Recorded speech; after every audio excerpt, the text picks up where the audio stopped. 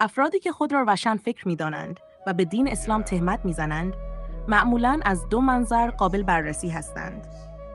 این ناآگاهی یا برداشت اشتباه.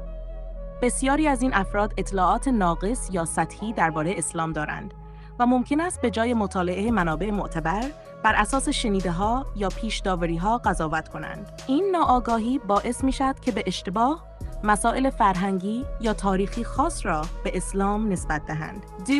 اهداف شخصی یا سیاسی.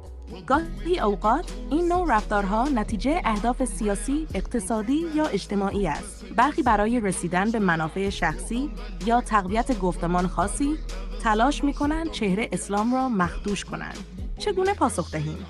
این اطلاع رسانی و روشنگری با معرفی منابع معتبر اسلامی و نشان دادن حقیقت اسلام میتوان از سوء تفاهم‌ها جلوگیری کرد. تأکید بر جنبه‌های زیبای دین اسلام مانند اخلاق، عدالت و رحمت میتواند تأثیر مثبتی داشته باشد.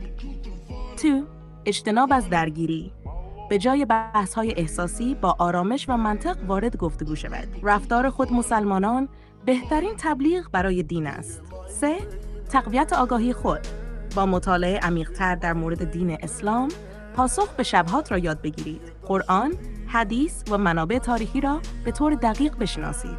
نکته: تهمت‌ها و تلاش برای بدنام کردن اسلام موضوع جدیدی نیست و حتی در زمان پیامبر اسلام نیز وجود داشته است. مهم این است که مسلمانان با صبر، آگاهی و عمل به تغییر واقعی این دین را به دنیا نشان دهند.